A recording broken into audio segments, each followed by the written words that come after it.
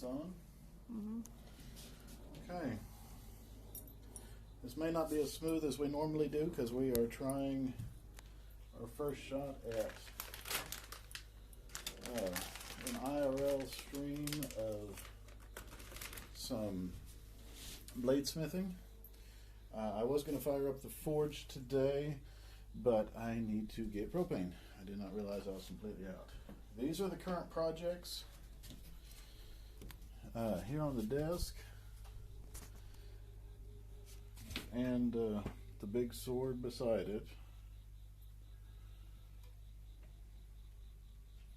To give you an indication on this sword, I'm 6'4".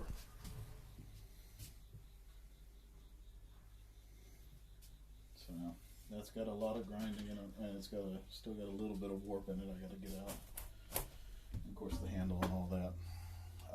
So what we're going to work on today are some of the, see how many of these projects we can finish up. There's a few that are very close. There are a few that are not as close. This is one that I just put the pin in. It's not glued yet, but I need to take down all the extra there to where it matches here,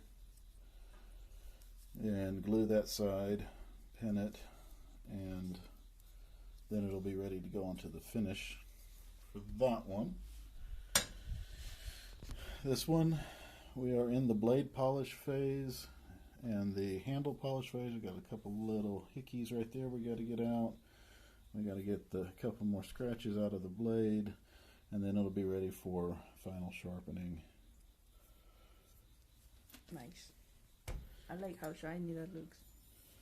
This one is also due finishing. Almost looks like there's a slight curve in that. It's not as flat as it should be. I'm not sure. But it's ready for polishing down here. Looks like there's still a little bit of epoxy I got to get off. This handle material is called Kieranite. It's really great for kitchen blades because it does not get slippery no matter how gross it gets. We've also got in queue one of the, I've got my spider knife is copyrighted. The design is copyrighted by me, so we've got one in progress. We've got to put a guard on it, and I'm thinking about putting a guard on the other end just for giggles. But once it's got, the guards can take a while because they're a bit of a pain. We could show them the finished spider knife that we have in the living room. Should have brought it here. Should have. I've got one of my tomahawks. I hadn't come up with something at the base end of that. I want something at the base end of that though.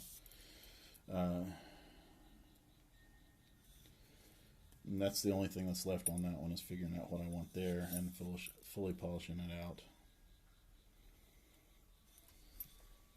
Woody High Five says, "Oh wow, those look unreal." This one, it goes with a kitchen knife set we've got. I've got to finish polishing it out. It looks like it's ready, and then we got to put the edge on it. I've got another ulu that I'm doing a little bit differently. I've got to cut this out.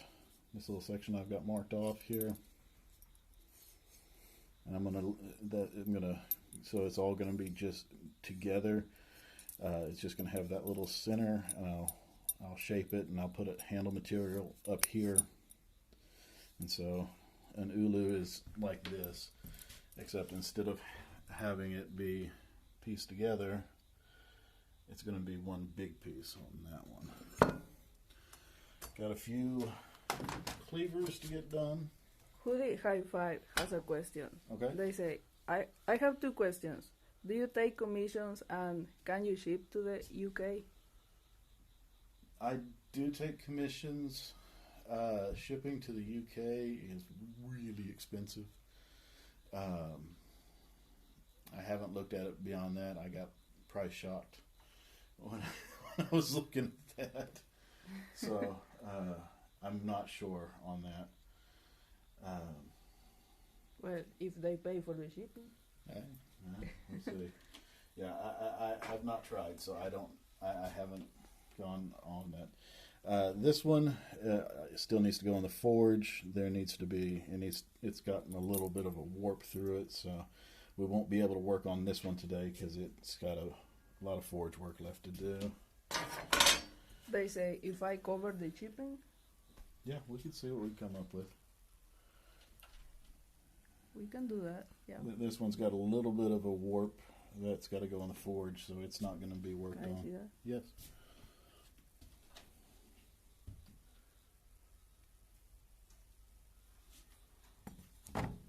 And this is actually Jenny's. She designed this. We just got to work the grind down to where it comes all the way down.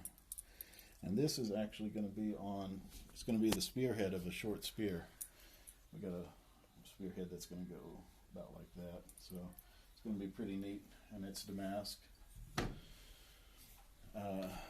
We do have one other huge, as far as size, project. We have,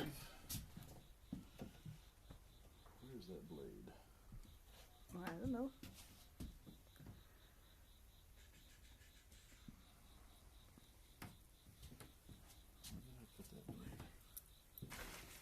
Woody blades. Oh, there it is. Showing there. We've got this blade. Of course, it'll all be cleaned up and sharpened up and all that. And that is going to go on top of that. You have to come up here. Kind of like that. It's going to be huge. Yeah, looking at maybe 8-9 feet tall. But that's going to take a while because I've got to put a plate in on top of here. I've got to drill down, and then I've got to come up with a wrap around the whole thing and additional weight at the bottom so it's not completely unusable. So that's another big project that is also going to be a slow project. All right. Okay. Oh, I do have a couple others over here. I've got, this is a blade that's ready for a handle, a razor blade, straight razor blade. It's ready for a handle and final sharpening. Just hadn't got there yet.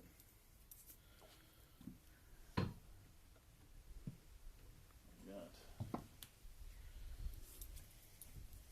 this one that needs a little bit more time in the forge. It's just, and we've already got one of these done. It's all Damascus, and we did not put a handle on it. We just left it as it is, acid etched it, and it looks really neat. Why does that need more time in the forge?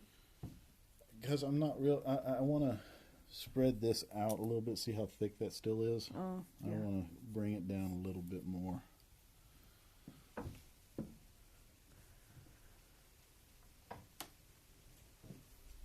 And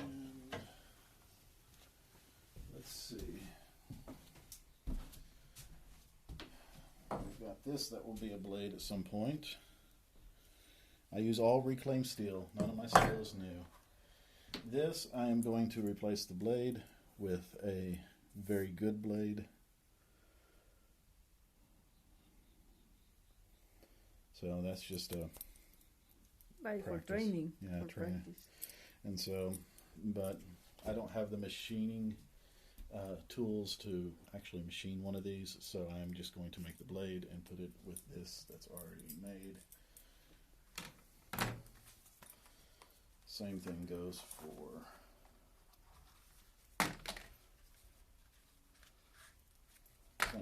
this one, where it's got a lot of interesting machining and stuff like that, but the blade is crap, so we're gonna fix that.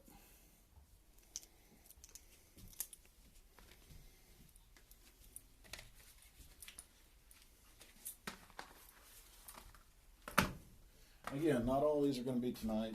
This is just for projects that are in the works. I also have, that's going to be an axe at some point. Obviously, there's a whole lot more hammering to be done. I got that one that has not been heat treated. So that one's got to be heat treated, and I've got to drill holes for the handle. And of course, clean it up.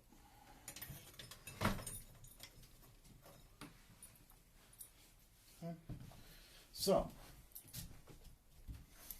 back to what we're looking at for today. I am going to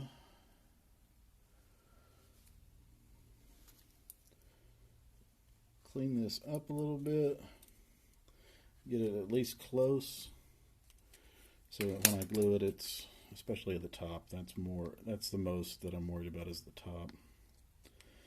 And then I can just glue it up, and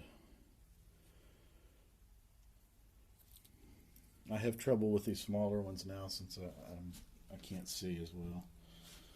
So, all right, well, let's get to it. I'm about to make a lot of noise.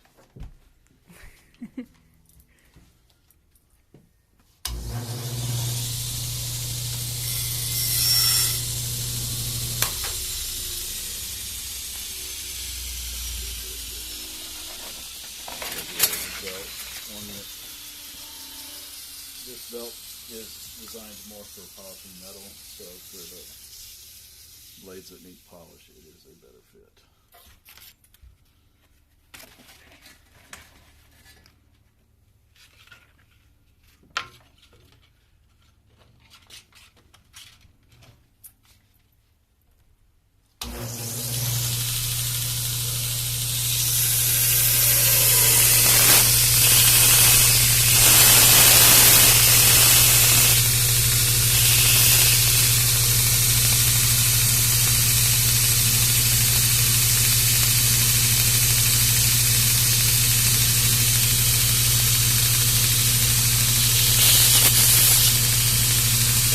Up here.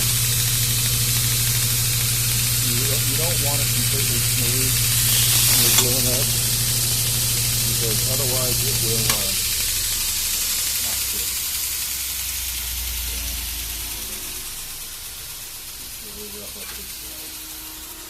Gluing is always the last thing I do, because otherwise I still have dust in the air and dust gets into everything.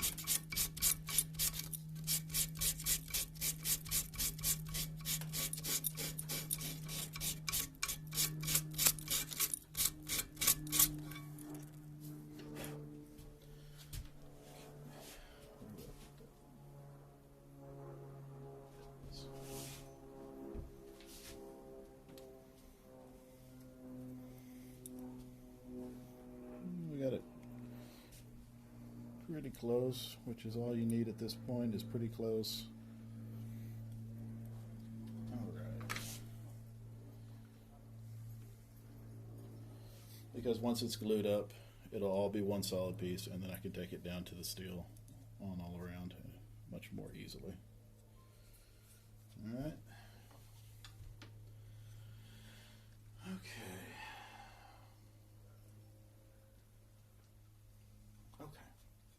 Let's take down some of this, because it's more exciting. And because we're looking at taking off a lot of material, this type of knife making, a lot of times you'll hear it called stock removal. Here, and some people turn their nose up at stock removal. Here's the thing. Every knife maker does stock removal to a more or lesser extent. Some of these blades I have forged into shape, forged into bevel, and done the whole 9 yards on them. Actually, most of my blades are that way. Some people will just get plates of steel and draw out their design and then remove the excess stock. But even no matter how well you forge a blade into a shape you want, you're always going to have stock to remove. So it's a silly argument. So I'm going to, so there's quite a bit. There's some that's taken down on this side. You want to kind of go to each side and kind of go all the way around so you get as centered as possible. There's a lot of people that draw a line down the center, which used to be on here, but it is no longer. But I can't see it anyway, so all right, we're gonna make some sparks here. Thanks for the follow. That one, Kingpin. Do what? Kingpin. That's the name of the new follower. Well, welcome. All right, we're gonna make some sparks and some noise. Some noise.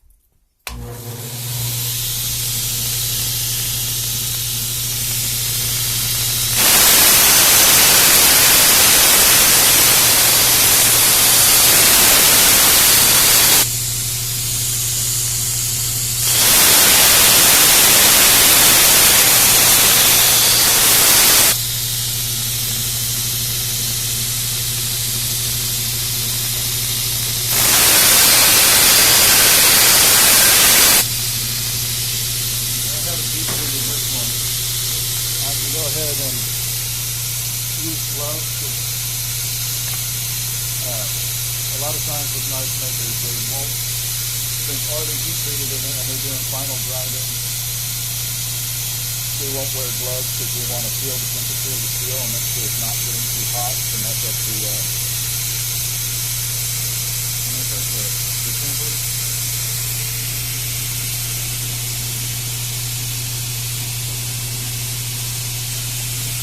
Also, I absolutely ruin gloves.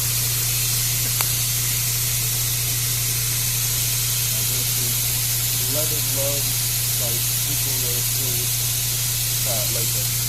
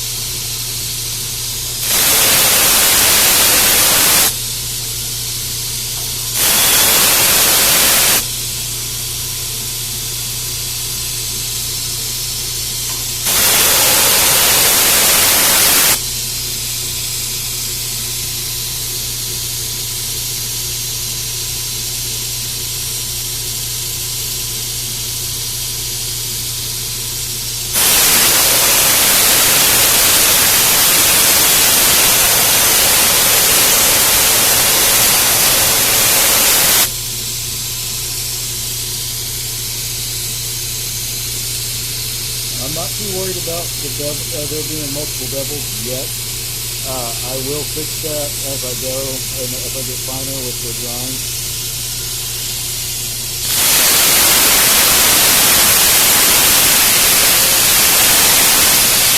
I don't want a flat drawing. I want a convex drawing because it is far more robust.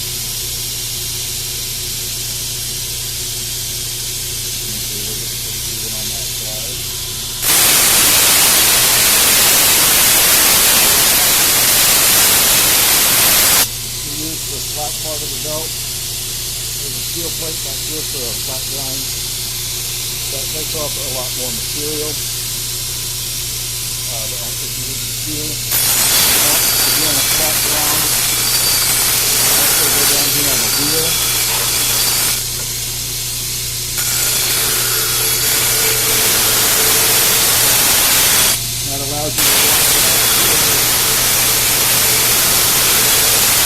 blade hits the wheel, you can see exactly where it's going to be.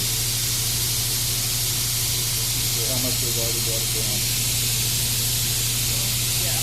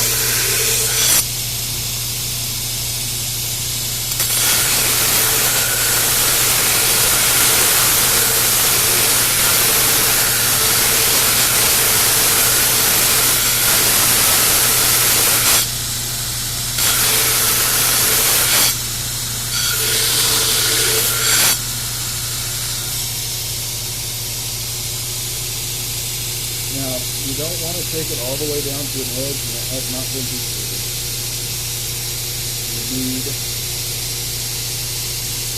You need some of that space. Oh, thank you. There's a Garage Orchard. Welcome, ladies. Welcome, welcome. We are doing some work with steel. I'm working on this spearhead at the moment. Just getting a rough grind in. Looks like we're pretty close to where we would need to stop. I just need to even it out all the way down. Because if you have different thicknesses along the edge, it gives more opportunities for heat to spare.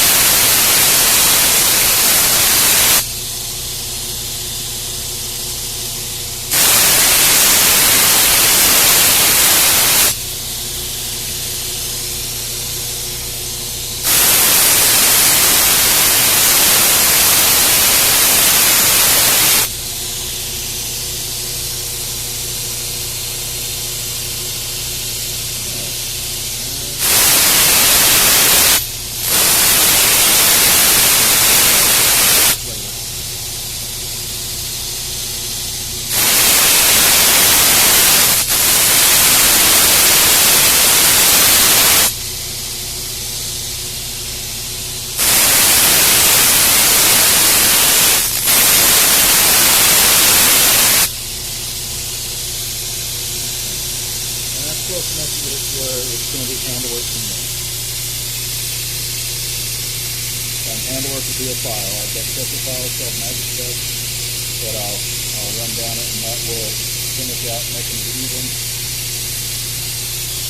And then it will be ready for me to play and heat. In fact, I'll go ahead and show you how the filing works.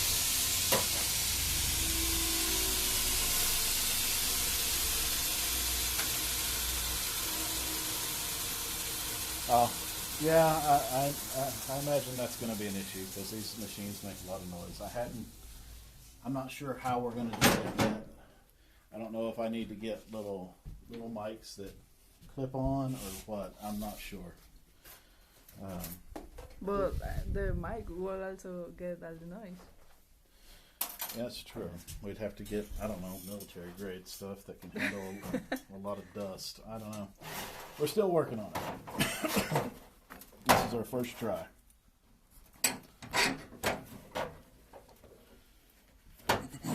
Thanks for the raid.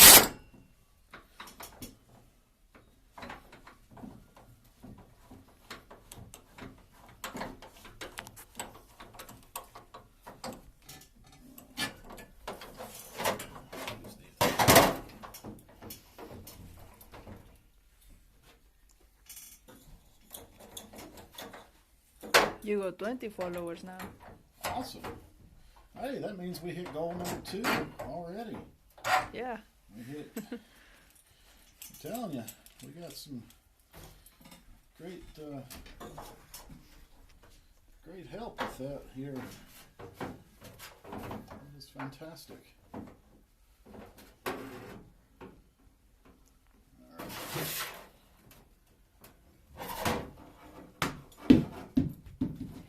You drop it.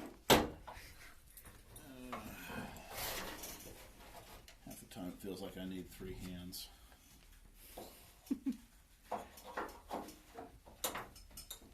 What are you going to do now? Yeah.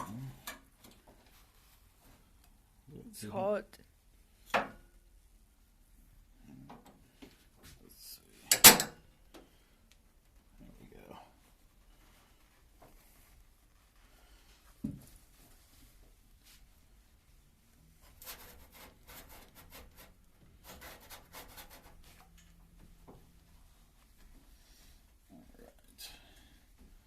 Just crank this. No, it's not working. Alright, let's try this one.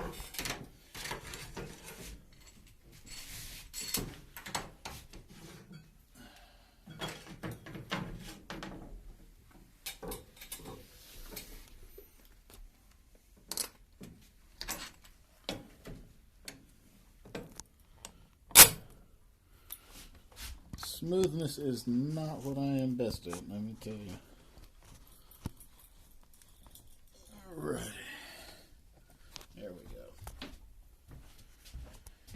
Alright. Let's see.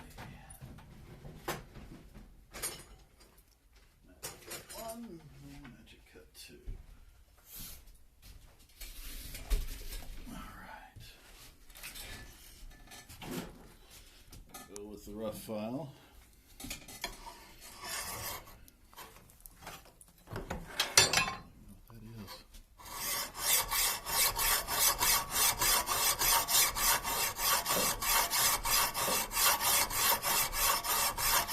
File is specially designed to cut metal, or cut steel rather.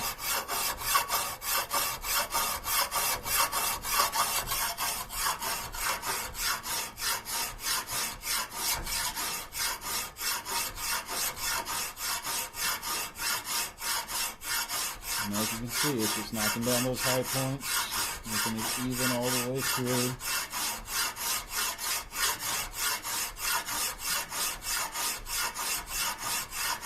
All the way to the edge.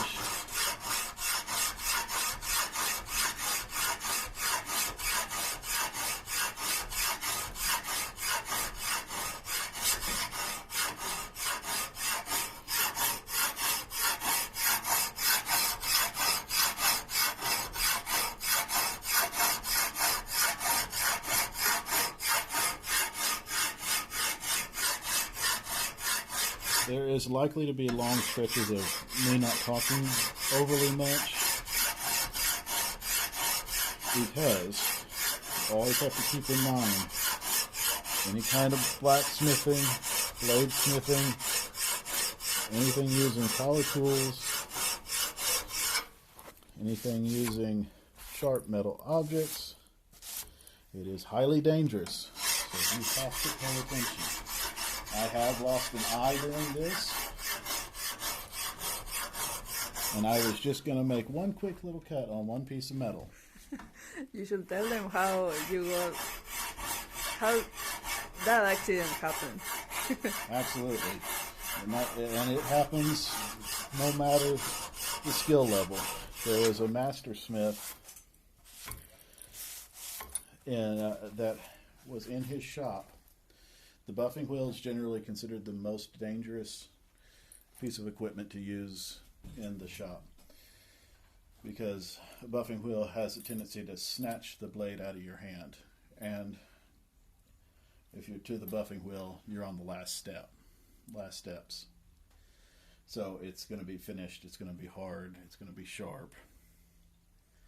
Well, the buffing wheel snatched the blade out of the master smith's hand, flipped it and buried it right in his heart. He died almost instantly on the shop floor. So, remember, this is dangerous. And don't be like me and not wear your safety glasses. I am wearing my glasses today, obviously, but Well, those are not safety glasses. these aren't. These are the old ones.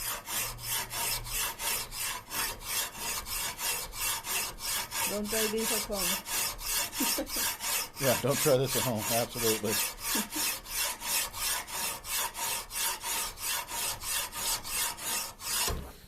But as you can see, you see how it's just kind of straightening out, smoothing out.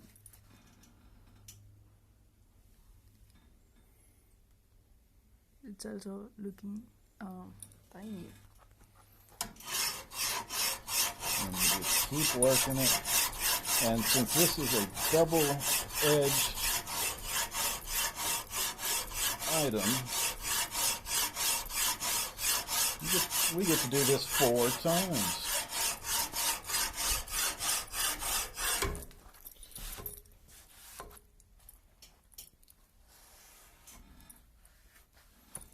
It's starting to look really good.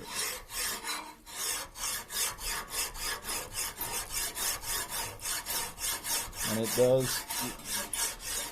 I'm looking back at using the light to see the reflection of where the scratches are and where it's missing. See, there's a little bit of a low spot right there.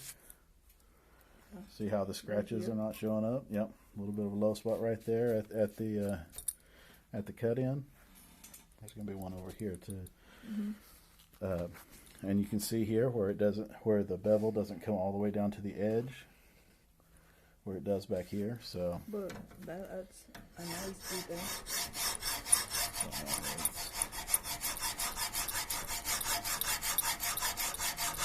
You want it as even as possible. Otherwise, when you throw it in the forge, you have the risk of it cracking. You have the risk of heat treat not taking. You run the risk of having a weak spot. You run the risk of warping. Heat treating is the most heartbreaking part of the deal, because you can do all of this work getting this blade looking amazing and in incredible shape, and then heat treat fails and your blade is destroyed, and there's nothing you can do about it. Especially with the materials I generally work with. I generally work with reclaimed materials. I don't make my own Damascus because I do not have a power hammer, and I do not trust my hammering abilities to the point that I wouldn't have cold shuts, which are cold shuts are when there's a gap in the Damascus, in the layers of steel, where it didn't get hammered down all the